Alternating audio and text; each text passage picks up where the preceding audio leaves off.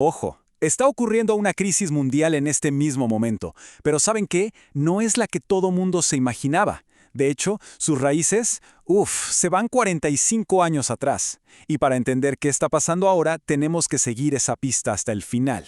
Y lo primero que se siente, claro, es en el bolsillo. El precio del barril de petróleo disparado, por encima de los $100. Y eso, bueno, eso es una onda expansiva que le pega a todo el mundo, en todas partes, y de inmediato. A ver, tratemos de imaginar esto. 150 superpetroleros. Son unos monstruos de acero y están ahí, anclados, no se mueven, totalmente paralizados en medio del mar. Y aquí viene el número que lo cambia todo. 8 millones. 8 millones de barriles de petróleo que de un día para otro ya no están en el mercado. Cada día. Ojo, no es una exageración. La Agencia Internacional de la Energía lo dijo clarito. Esta es la mayor interrupción energética que hemos visto en la historia. Bueno, y es justo aquí donde la cosa se pone rara.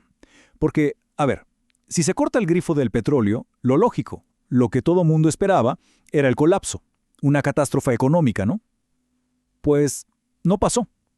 Y esa es la gran pregunta, la que es fascinante. ¿Por qué no se rompió todo? Y la respuesta, como casi siempre, no está en lo que pasa hoy. Hay que retroceder unos 40 años para entender la pieza central de este rompecabezas geopolítico, la increíble importancia estratégica del Estrecho de Hormuz. Miren, el Estrecho de Hormuz no es cualquier canal. Pensemos en él como la yugular de la economía mundial. Así de importante. Por ese pedacito de agua que es ridículamente estrecho, pasa la energía de Arabia Saudita, de Irak, Kuwait, los Emiratos, Qatar, Irán. Casi nada. Y lo peor es que no hay un verdadero plan B. No hay otra ruta fácil. Y aquí la geografía lo es todo. En mar abierto, claro, el más grande y poderoso suele ganar. Pero en un lugar tan apretado como Hormuz, las reglas cambian. El que defiende la costa, en este caso Irán, con sus minas, sus lanchas rápidas y misiles, tiene una ventaja enorme. Es una ventaja asimétrica, como dicen. El terreno de juego se equilibra de una forma brutal.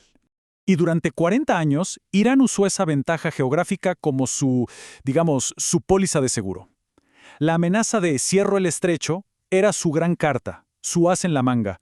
Un poder tan, pero tan grande, que frenaba cualquier idea de un ataque militar. ¿Por qué? Porque nadie, absolutamente nadie, quería ser el responsable de un colapso económico mundial. Pero llegó el 4 de marzo de 2026. Y ese día, lo que era una teoría se hizo realidad. Irán finalmente puso sobre la mesa la carta que nadie quería ver, y la tensión mundial llegó a un punto crítico. Y la acción fue rapidísima, muy efectiva. La Guardia Revolucionaria no solo lo anunció, sino que empezó a atacar. En cuestión de días, el tráfico de barcos se detuvo en seco. Las aseguradoras, lógicamente, dijeron hasta aquí, y retiraron la cobertura. En la práctica, el estrecho quedó sellado. Ok, a ver, hagamos una pausa. El peor escenario energético posible está sucediendo. El mundo entero aguanta la respiración, esperando esa catástrofe financiera que todos los analistas daban por segura. Pero entonces, ocurrió algo que nadie tenía en sus cálculos.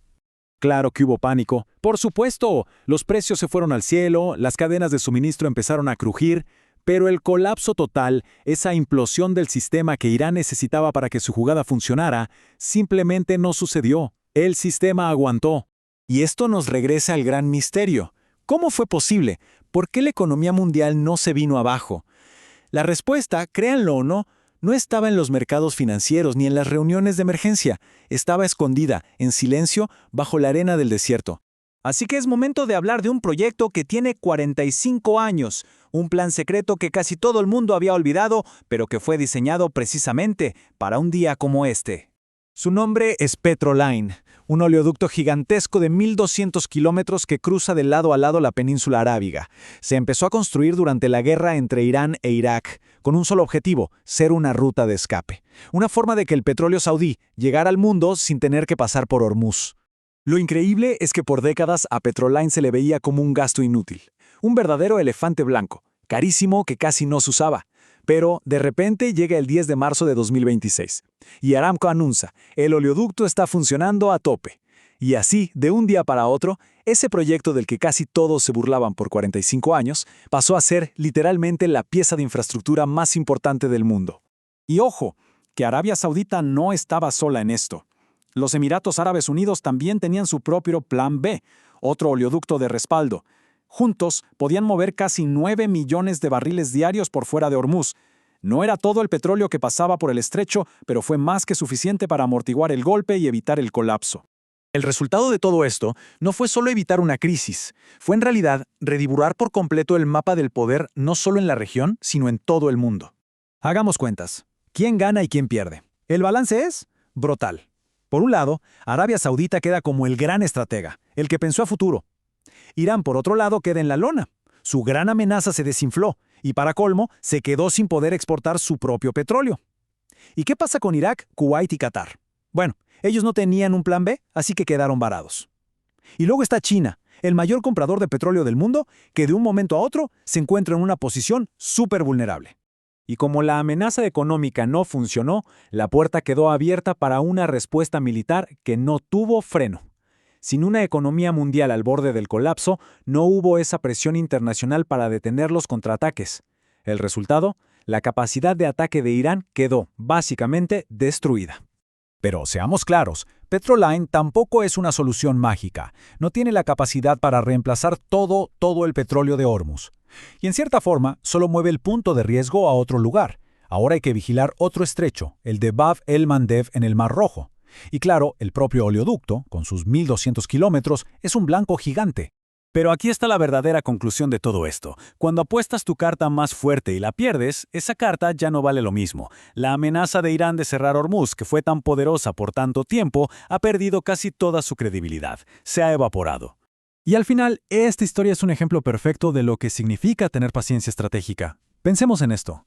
Allá por 1981, en medio de un caos total, alguien en Riad tomó una decisión.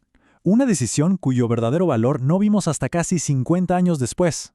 Es el recordatorio perfecto de que muchas veces pensar a largo plazo le gana a la reacción del momento. Y esto, claro, nos deja pensando. La crisis de hoy se resolvió con un plan de hace 45 años. La pregunta que queda en el aire es, ¿qué planes como ese se están haciendo ahora mismo? ¿Qué petrolines se están construyendo en secreto hoy para las crisis del mañana que ni siquiera nos estamos imaginando?